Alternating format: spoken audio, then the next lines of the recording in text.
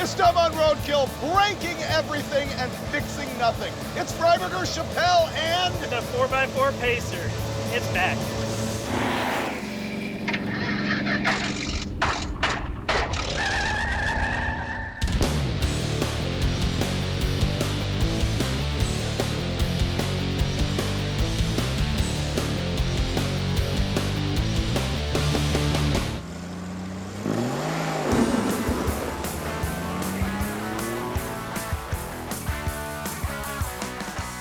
Freiberger here at my favorite resort. This is L&L Classic Auto, nearby Twin Falls, Idaho. In my opinion, the greatest old car junkyard in the entire country. And on this episode, my co-host is going to be Dave Chappelle. You know him from the Dirt Every Day show on Motor Trend. Well, he's stepping in for Mike Finnegan this time because Finnegan unfortunately had a family issue that he needed to deal with this week. And here's the thing that's going to go down on this episode. First of all, you may recognize this Pacer 4x4 conversion as one of the cars that Dave built on that show.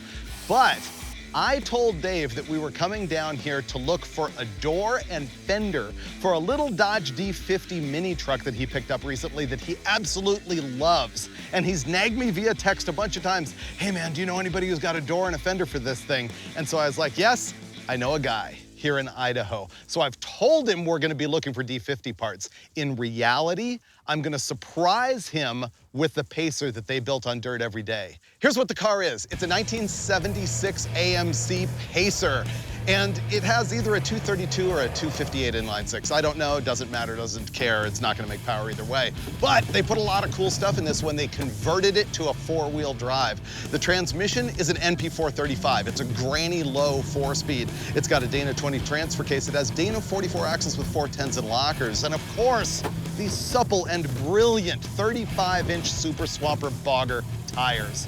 The thing is, Motor Trend gave this vehicle to Chappelle as a lovely parting gift, but he's never been able to figure out how to cheaply get the thing home from Los Angeles to his place up near Spokane, Washington. I'm gonna tell Chappelle that we're looking for that fender and door that he needs, and we're gonna walk through the yard, and then he's gonna get surprised to discover that the Pacer is actually here. After that, we need to make it run because it won't surprise you to know that this did not run and drive to where it's parked right here, right now. And then we're gonna hit the road and find out if this garbage can make it all the way from nearby Twin Falls, Idaho to Chappelle's house nearby Spokane, Washington. Chappelle, baby. It's like you're my new normal. He's so Hollywood. Well, you know, I arranged this entire thing very carefully with our producers about 10 minutes ago. Yeah. Yeah. I'm sure. Yeah. Here I am. This was a literal last-second deal. Yeah. What I have for you is like a surprise, not surprise. Uh-huh. What do you need most in life right now? A left front fender and a left door for a Dodge D50. See how I worked that out? Yeah. Come with me. Oh, check it out. You can walk here forever. Don't get too in love with any one thing because there's better stuff the further you go. Really? It's huge. I mean, look at it off into the distance. it is good. And it goes over that hill. What year is your D50? Mine's an 80. They made them basically that body style from 79 to 86. What's this? Pile of Pacers? I know. This is AMC town right here. There's some good stuff up here. This is like, oh, there's my Pacer. Look at that. See what we did there?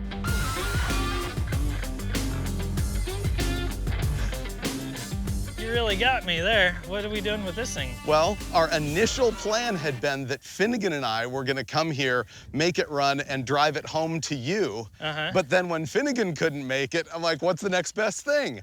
Bring Chappelle to the garbage. Yeah, dude, I'm super stoked. Cool. That thing's awesome. It's cool to see it out here living its best life. It is really adorable. Yeah. Now looking at it, it is kind of beat up. There's like better looking Pacers out here. I counted 7 from here to down there. Really? Yeah. This thing was a legit junkyard car when I got it. I know, I saw. It's pretty good. That's character. It's all smashed out. Did you air up the bags? That would have required me knowing that it had bags. Yeah. I don't know if it's like a good car, like road trip car. You're gonna find out. We will find out. We call this Roadkill. Yes. Oh, so fun. I know some rad roads out of here too. That's the other thing we needed from you. There's a dirt road out of Sun Valley that goes up over this pass that's super cool. 550 miles? 12 hours? Yeah. Yeah? It's a long drive. We can do it. This thing's rad. Good work. Thanks for bringing my car out here to the middle of nowhere so that we can get it to my house. It needs to run first. Let's fix my car.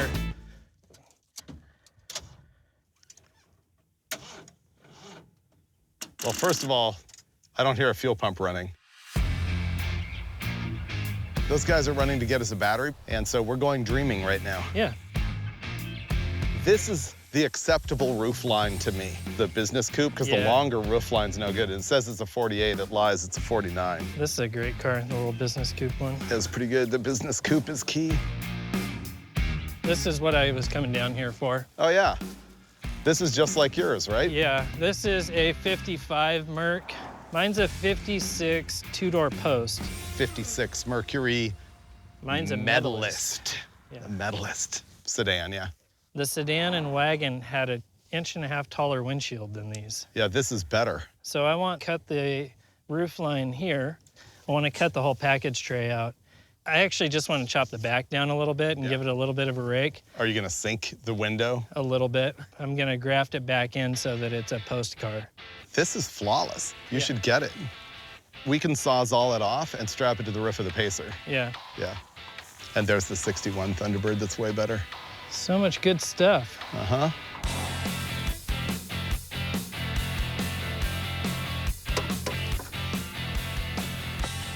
I hope we hear the glorious sounds of electric fuel pump keying on.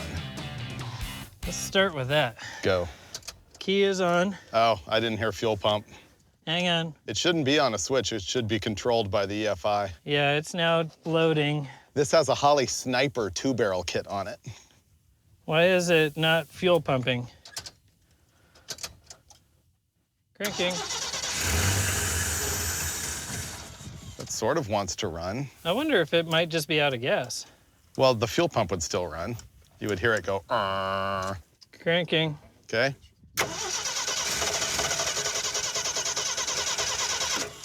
Yeah, it's got no fuel. Let's try some other switches. Well, the fuel pump, Should just run. it should just run. It should not have its own separate switch. Because we've cycled the battery and removed it and killed it a bunch of times, I'm gonna run through the setup wizard. Oh, no wonder. This is the 2-injector 2300, right? Correct. So that's part of the problem. Okay, I heard the relay click. I heard it click too. But it did not cycle the fuel pump. I'm going under. Yep, I'll just sit here and sweat. The part that worries me the most is that there's a bunch of gaff tape wrapped around it. Oh, here we go.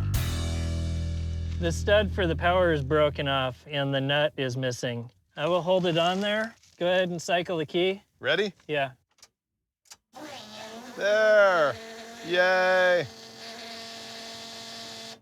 All right, it's gonna crank, dude. Yep, it's gonna run. I just need some little tiny vice grips. Here's your gift. Oh, thanks. All right, let's find out if the Pacer will run. Oh man, that's a loud fuel pump. Cranking. It's so good. Like new, Yeah. and it's idling down as it should. Will it take throttle? Let me just give it a second. Nice and easy.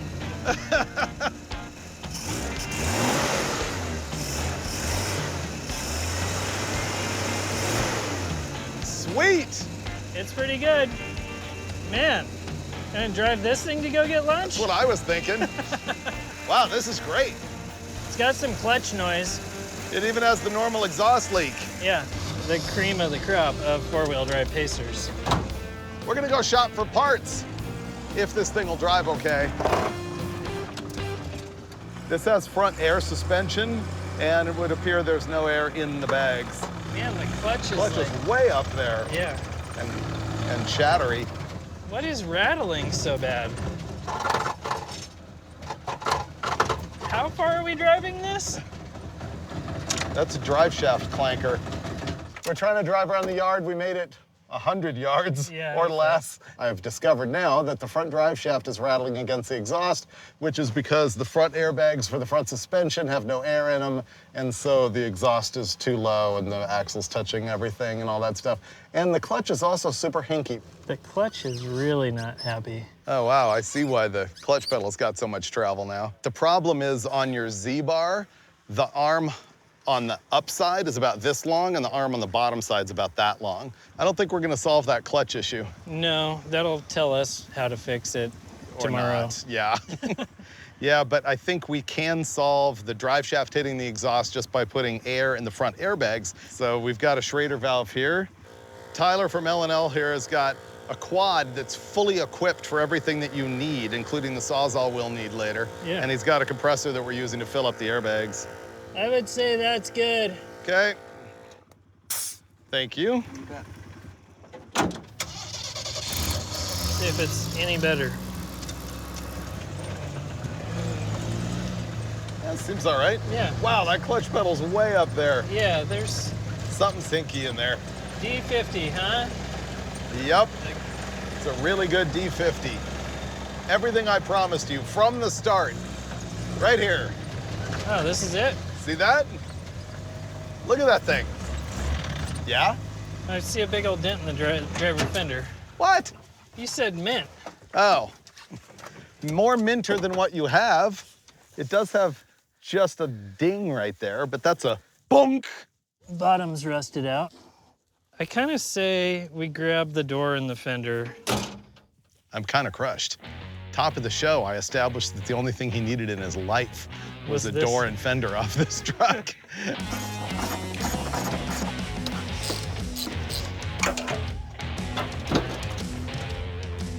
Easy. Yeah. Wow. The door's a piece of cake. Yeah.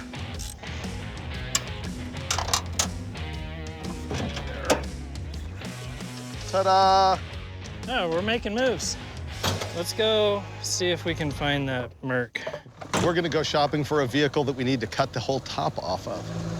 Cruising. We're looking for a yellow bread truck. Yellow bread truck. Said it was almost to the exit. There's the yellow bread truck. Oh, yeah, right by the gate. Okay, there they are. Shutting her down. Okay, what we're doing here is judging whether the top on this car is better than the white or yellowish car that we were looking at earlier, so that we can cut the whole roof off and use it on Dave's custom. You know what this totally reminds me of? Is right there is where Finnegan and I rescued our 71 Pontiac T37 on another episode of Roadkill. And to acquire it, we did a part trade on our ugly truckling. Yeah. They're gonna put it up in front on like their lift. They keep talking about putting it on a couple poles and having it on a forever Roadkill display. This thing's pretty hammered. I think we're better off with the white car. How do you feel about that being a you and me tomorrow problem? I'm kind of done with the heat for today. All right, so decision made.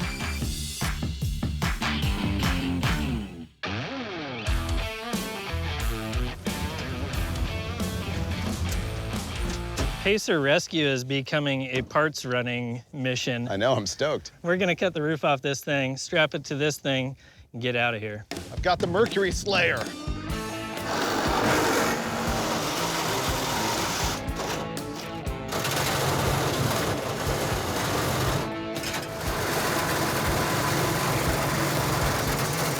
Okay. Okay, man, we nailed it on this side.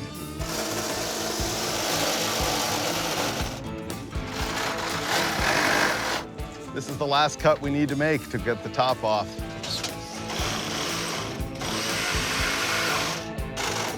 That's it. That's just it.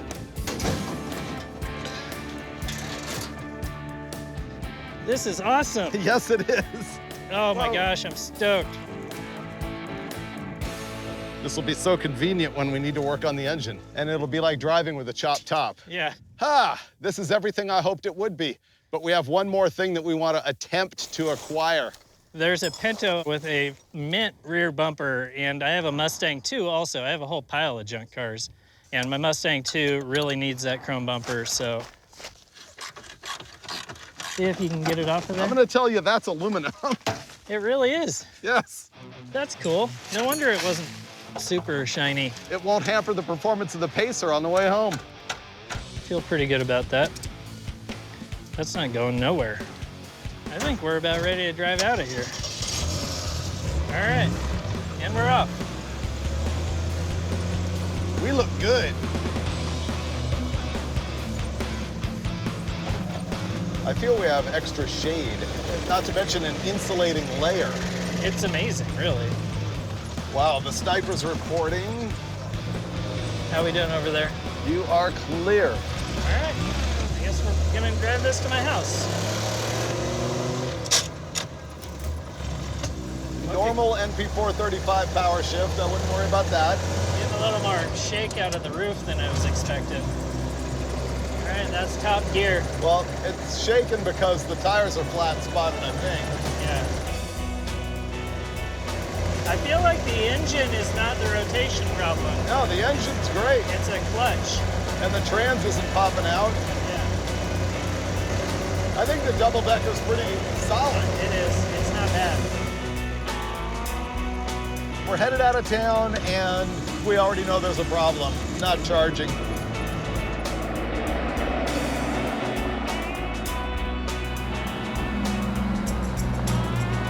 $11 miles.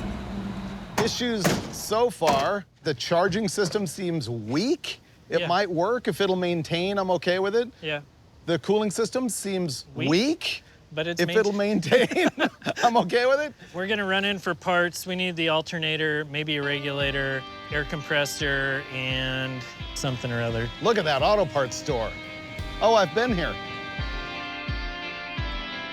We made it to Gooding, Idaho, and we went in the parts store because we wanted to cobble together a charging system for this thing. So Lane here, who works at the parts store, is like, I got what you need. He has a 73 Ventura, and he was just putting an alternator on it.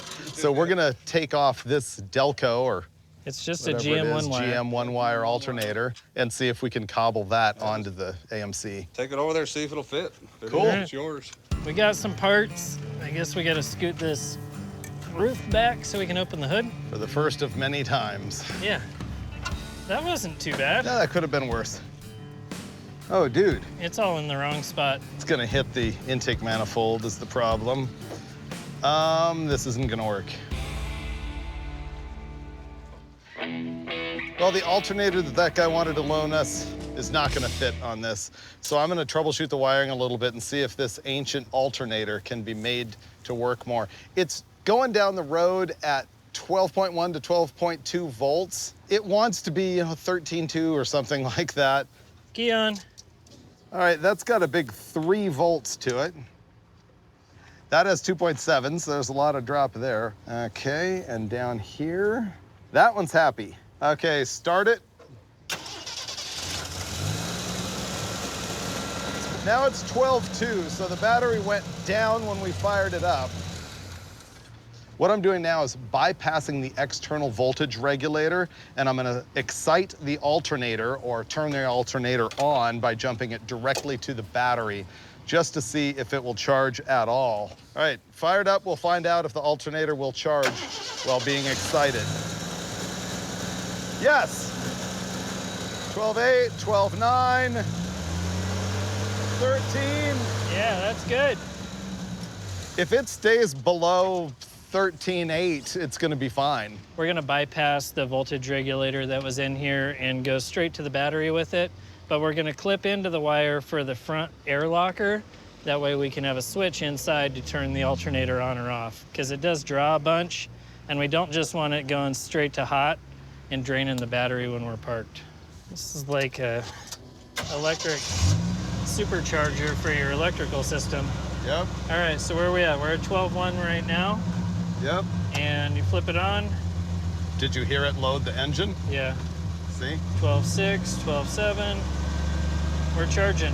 And then Yep. if I turn it off, we should get back down to 12. Perfection.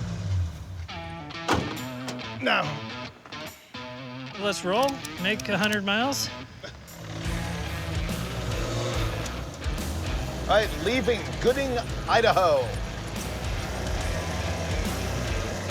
We got the alternator charging now on the road. Yeah. 13 volts. We're good to go. I love our charging system now. Yeah. We're having a little bit of an overheating problem. It's now 220. The little yellow light went on our gauge thing. Yeah, that means bad. It also has a new noise. And 221.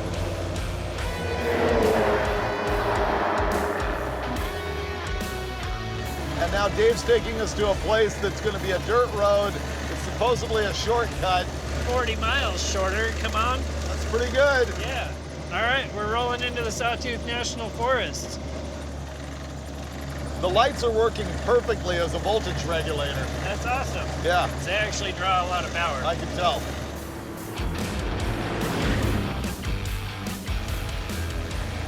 And gravel. Temperature came down to 18. All right. And our KC voltage regulators are still in action. Oh, gosh. Oh, brutal. This is freaking beautiful. Look at that view. Yep. Holy cow. That's wide open. Ah, this is awesome. Why aren't we camping? Super nice. Thanks for taking me roadkilling. Yep.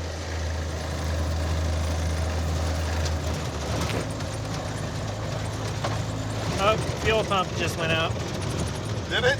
Yeah. We lost the fuel pump.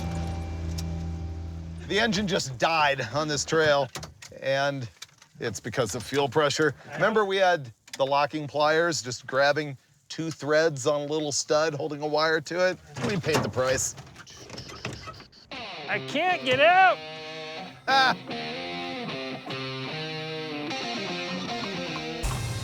Our little wiring kit has these alligator clips, and these should actually hold that thing on there as good or better than the vice grips did. Do you want to turn ignition on? That should work. We're at the side of the road looking for our vice grips, and I found this taillight lens, which reminded me that we were in a junkyard with 7 Pacers and did nothing about that. Yeah. So I'm gonna handle it right now. Couldn't pick a better place to break down. It's pretty sweet. It's been a good day. Ready? Yeah. Look at that. It's perfect. Yes. I dig it. We're gonna peel out, go find the hotel.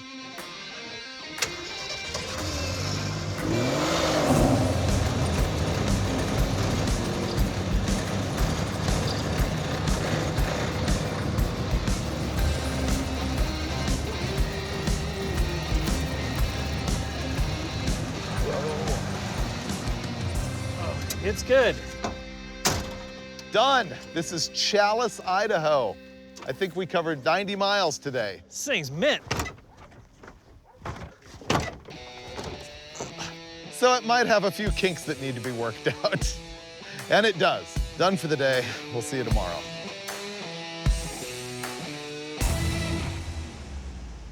Yesterday, the Pacer drove 156 miles. We're somewhere in the middle of Idaho, and today we've got to try and make it all the way up to Kalispell, maybe? We kind of fixed our charging problem with the alternator with a switch on the dash to turn it on and off. You fixed the fuel pump wiring at the side of the road yesterday, which tells me I don't think we actually need to change the fuel pump. Good enough is good enough. Yeah. I need to check the oil. I want to see if the coolant's flowing. Stuff. Great. All right, I'm gonna lube up this door. I'm gonna find a screwdriver. Don't show David, he really likes these door panels. But I need to kind of get in here. I hear breakage.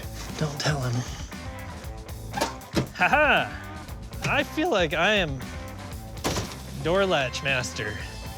Ooh, that has flair.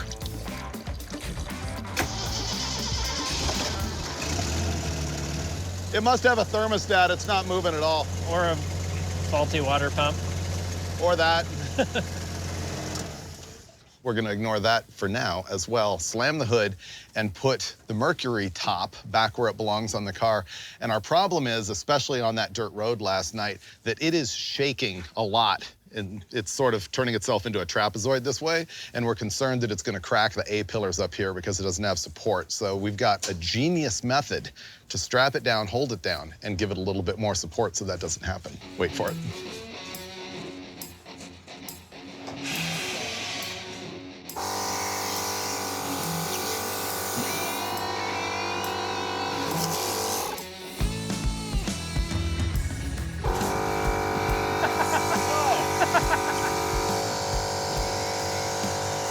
That's looking good.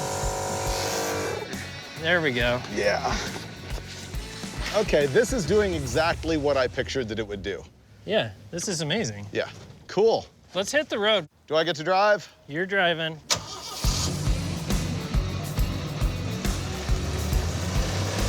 First gear's pretty short. Yeah.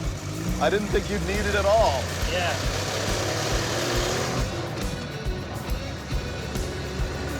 Oh, the speed limit's 45. We're good.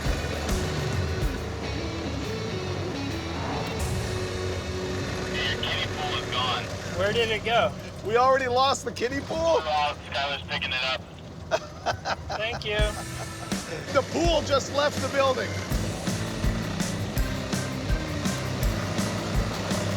Are we there yet?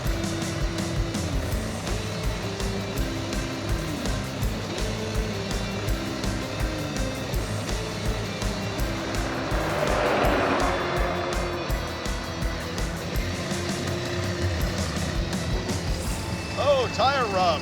Did you hear that? Yeah. What is going on? Something is dragging. It's slowing down aggressively. Yeah. It's smoking the brakes and dragging really hard. Yeah, something's going wrong. Feel the brake pedal. What it is, the master cylinder is holding pressure, and the brake pedal is just rock hard. Oh yeah, there's nothing.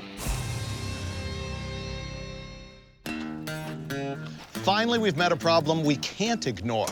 Back? Yeah. That's locked up. And that's significant. Yeah, we're driving with the brakes on, basically. Yeah. I've had this happen before where a master cylinder goes bad and I think it bleeds internally and it develops sort of a lockup and the pedal gets really hard, which we have. Let's figure out what's going on. All right, what I want to do is break these lines loose to relieve some pressure. The issue is I don't have any line wrenches or flare nut wrenches with me, and these are all rusted. And so what I normally do in this circumstance is soak it with some penetrant, which I did, and I'm gonna go through and tap on them quite a bit, my goal being to break the seal of rust from the tube to the nut. And that way the tube won't turn inside the nut. It's all about the initial whack. Yep, exactly. Dulcich calls that the Freiburger because I trained him on that. Yeah, the trick is that impact. If you just put steady load on it, you'll fail every time. That one's good. You release the pressure, so we're good. Okay, that's tight enough. Let's roll the vehicle. We just broke loose the pressure that was in the brake system, and now the vehicle will roll fairly easily, whereas it wouldn't at all before. Okay, we've got our temporary fix. We know what the problem is on that pressure buildup in there. We probably need to put a master cylinder on it. So we're gonna drive to the next town, see if we can discover that. That's good.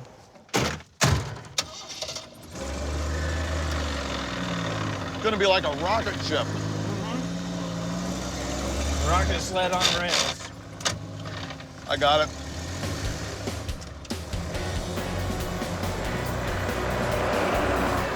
I don't really want to be this guy right now, just so I don't look like an idiot later, but you notice how much cooler it's running? We haven't gone uphill yet. That's why I didn't want to say it, but I did anyway.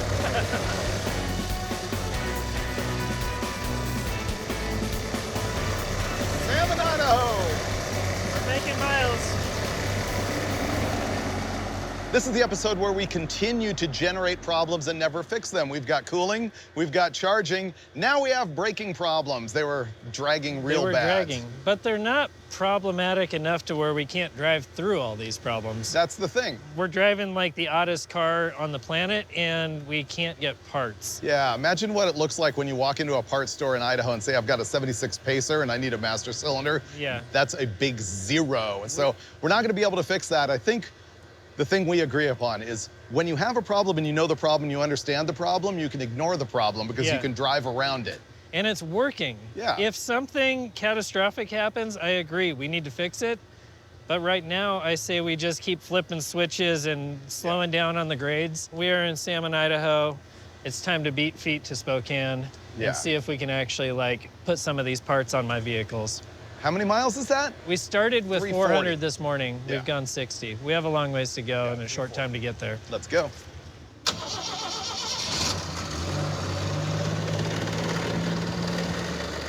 What is that noise? It sounds like the clutch coming apart.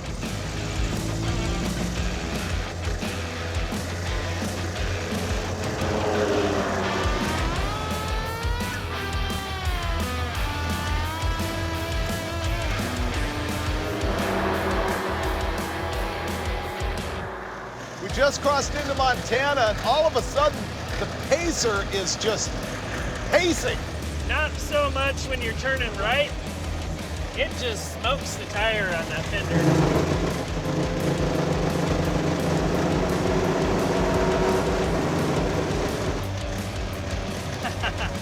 Look at this, it's 185 degrees. Got all the voltages. You want to go ahead and see what it'll do? Oh, of course. Let's see what it'll do. Dude, 62. 2,700 RPM, 65. It's really starting to shake a lot. 2,969. 70. It feels like it's coming apart. All right, that's enough. It did it. It did something. That was good.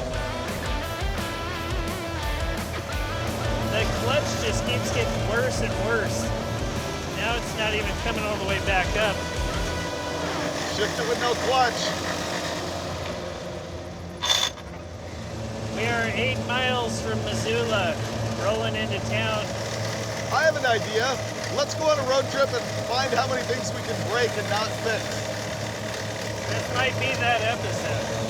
The other thing is apparently there is a giant electrical storm or something here. Power is out everywhere. There's forest fires, and we can't keep going tonight because the gas stations don't have gas because they don't have power for the pumps. We found one hotel that was willing to accept us, so that's where we're going. So we're stopping way short of where we really want to be tonight. It's not disconnecting. Ah! Super Pacer has arrived.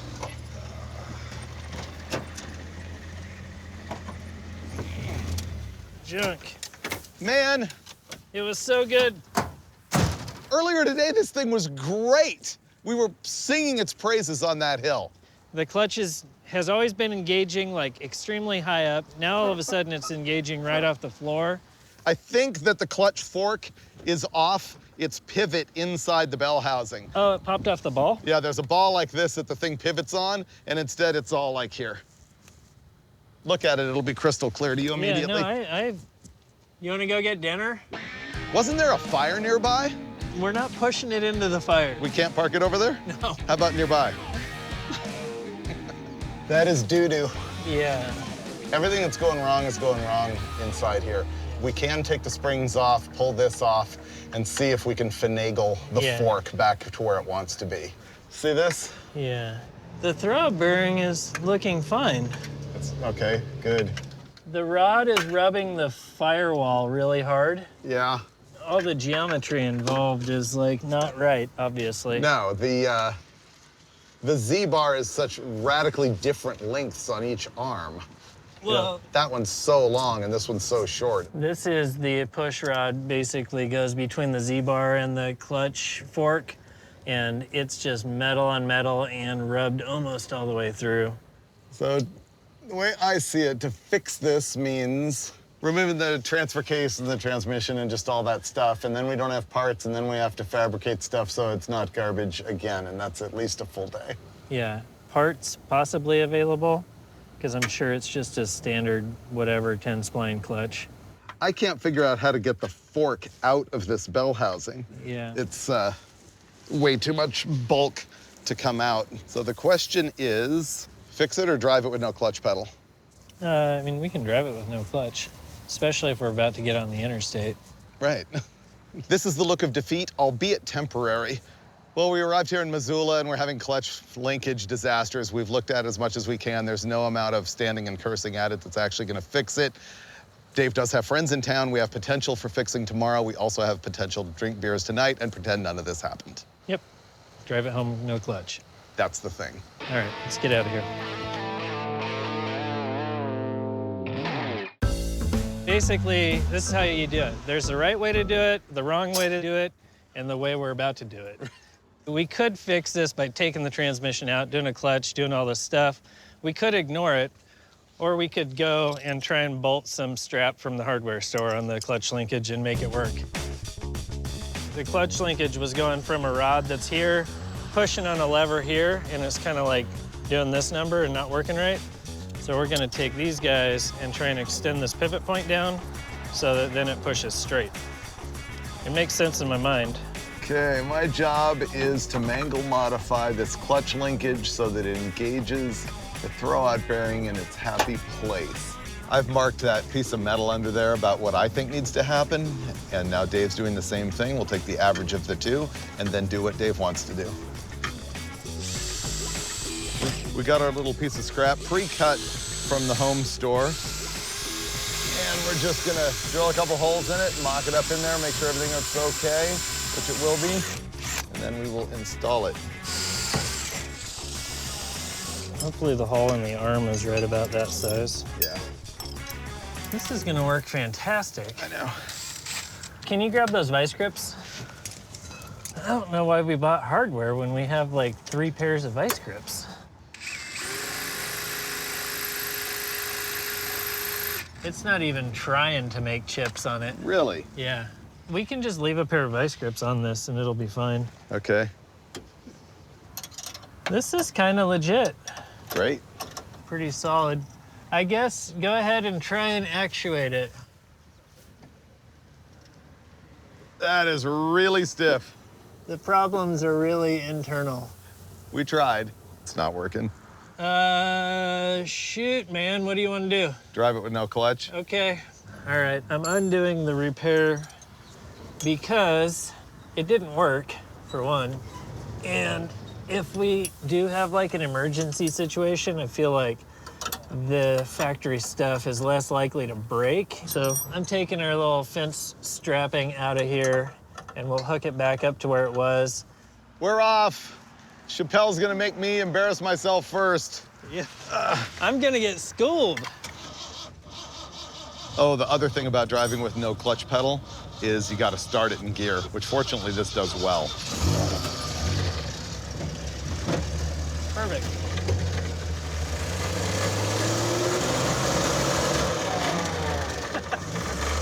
Oh, you got it. Yeah, but we have a problem. Maybe start it in second. There we go. I sure thought I nailed that. You can lug this engine down to around 350.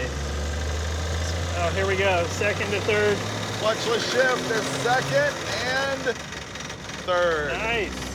Solid performance. Are you feeling the cruise? Yeah, it's great. Bummer. Seems like alternator's doing good at the low RPMs. Oh. We got the green. Good start. Oh man, we got 4 more lights to deal with. Uh-huh. Oh, look, they're all green. Is there any chance? We got 1 green.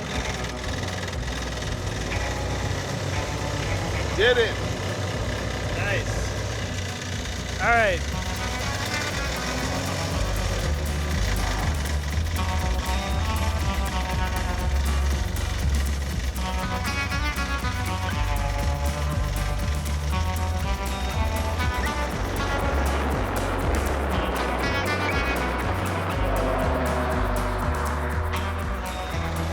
That is a lot of load on this poor motor. It's not stoked, but it's not getting hot. This is amazing. We're about a half mile from the top. Come on, thing. See? Go! Go! Go! Thing. Go! I think we did it. Idaho! Yeah! 60 miles of this, and then we're back in Washington.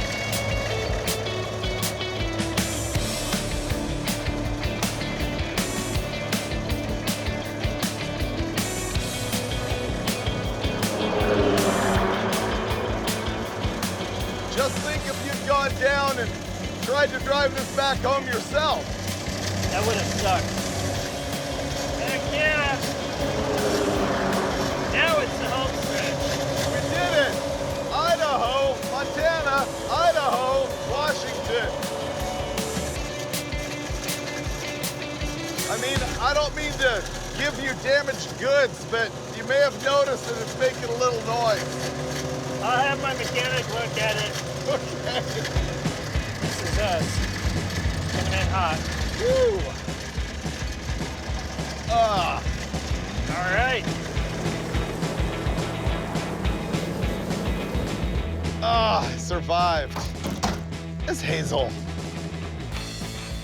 The car survived. It is crazy. It's been like 5 years since this thing was parked in my backyard, and here it is, full circle. You'd almost completely forgotten about it until it became the gift for the man who has everything. We got a top for my other car, bumper, all kinds of parts. Yep.